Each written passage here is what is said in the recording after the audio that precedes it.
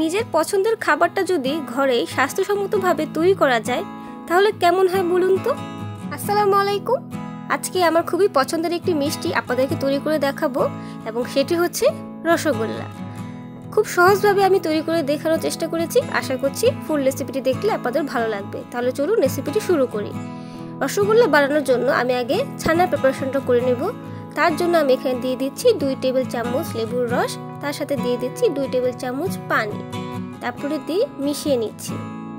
তোমাদের ছানা কাটার জন্য লেবুর রস তৈরি। এখন আমি আরেকটা পাশে একটি বোল, তার উপর একটা স্ট্রেনার, তার উপর একটি সুতির রুমাল দিয়ে এটাকে আমি সাইডে রেখে যাচ্ছি। এখন আমি চলে আসছি চুলায়। চুলায় একটি সসপ্যান বসিয়ে এখানে দিয়ে দিচ্ছি আমি 1 লিটার পরিমাণ দুধ। এখানে আমি প্যাকেটের তরল দুধ ব্যবহার করছি, চাইলে আপনারা গুঁড়ো দুধও ব্যবহার করতে পারবেন। এখন আমি চুলার আঁচটাকে হাই করে দুধটাকে একটি বলক উঠিয়ে নিব। দুধটাকে অনবরত নাড়তে হবে যাতে দুধে কোনো মালাই না পড়ে।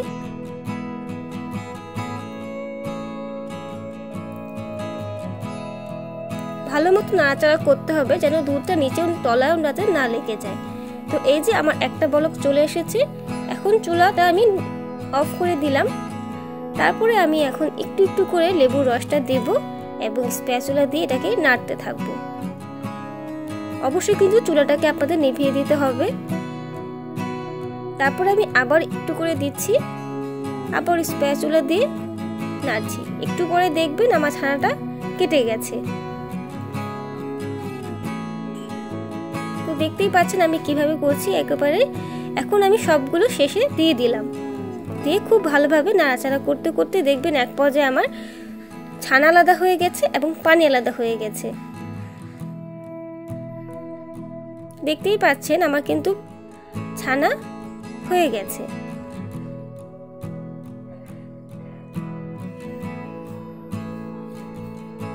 তো রসগোল্লার ছানা আমার তৈরি।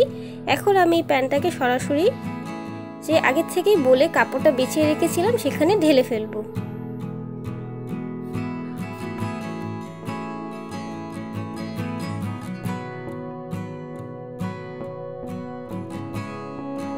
সবগুলো ছানা আমার ঢালা হয়ে গেছে।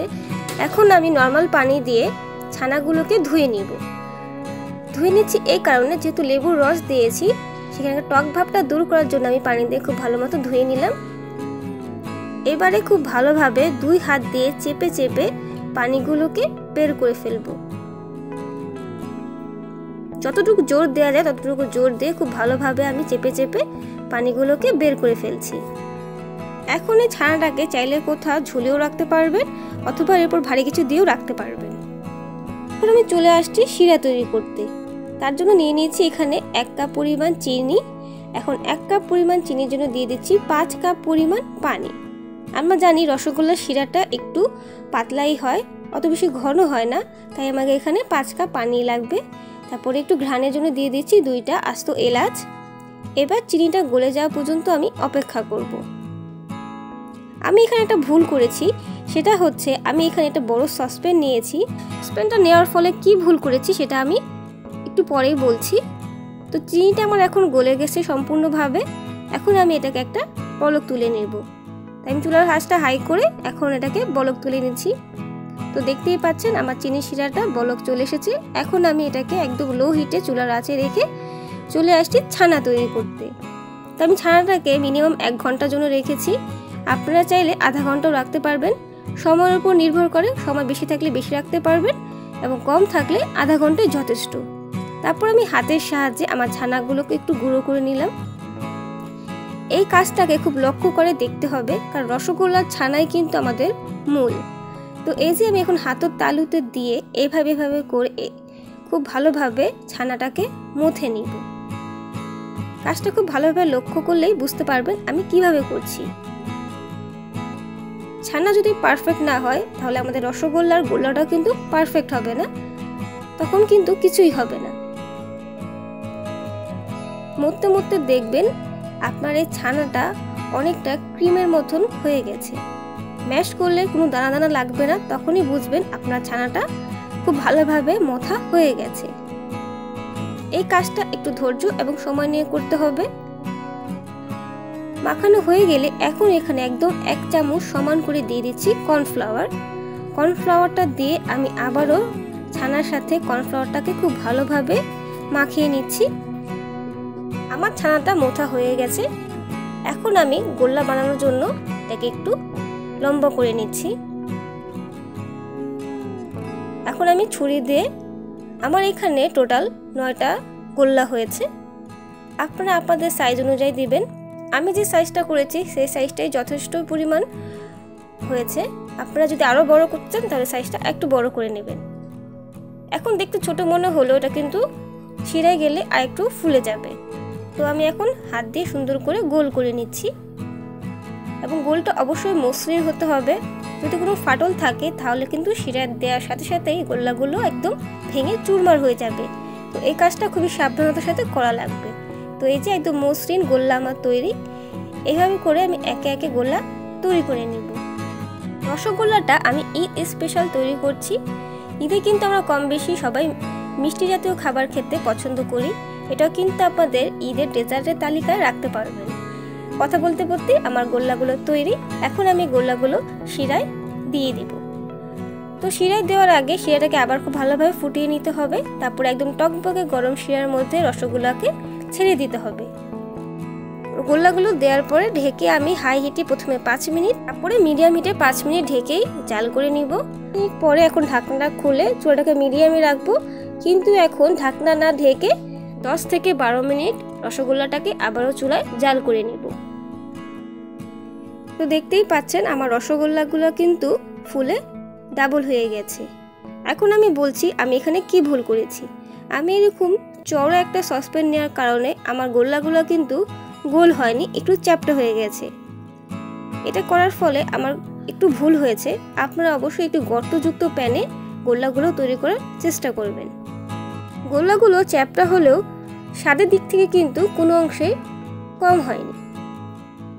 এখন আমি বলে গোল্লাগুলোকে তুলে নিচ্ছি। সব গোল্লাগুলো তোলা হয়ে গেলে এখন আমি উপর দিয়ে শিরাগুলো দিয়ে দিলাম। এখন আমি এটা নর্মাল ফ্রিজে রেখে দিব মিনিমাম 2 ঘন্টা। আপনারা চাইলে এটা বানিয়ে সারা রাত ফ্রিজে রেখে ঈদের দিন সকালে গরম গরম সবাইকে সার্ভ করতে পারবেন। রসগোল্লা কিন্তু ঠান্ডা ঠান্ডা খেতে আমার কাছে ভীষণ ভালো লাগে।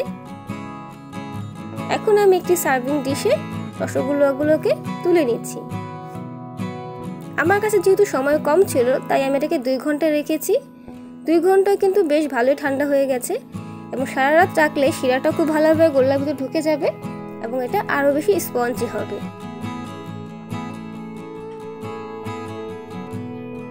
এখন আমি উপর দিয়ে আবারও শিরাগুলো ঢেলে দিলাম। ঘরে আপনারা এখন স্বাস্থ্যসম্মত উপায়ে রসগোল্লা তৈরি করতে পারবেন এবং আপনার প্রিয়জনকে খাওয়াতে পারবেন। আসছে ঈদে চাইলে কিন্তু এই রেসিপিটা আপনারা তৈরি করে আপনাদের প্রিয়জনকে খাওয়াতে পারবেন। যেসব বাচ্চারা দুধ খেতে পছন্দ করে না তাদেরকেও কিন্তু এভাবে রসগোল্লা তৈরি করে খাওয়াতে পারবেন। এবং নিশ্চয়ই খেয়াল করছেন কতটা স্পঞ্জি হয়েছে এবং রসগোল্লা কিন্তু এভাবে রস চিপড়ে চিপড়ে খেতেই দারুণ মজা।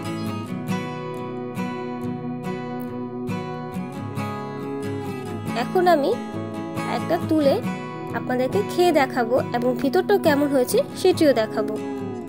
তার জন্য প্রথমে একটি রসগোল্লা নিয়ে নিলাম, তারপরে উপর দিয়ে আবার একটু শিরা দিয়ে দিলাম।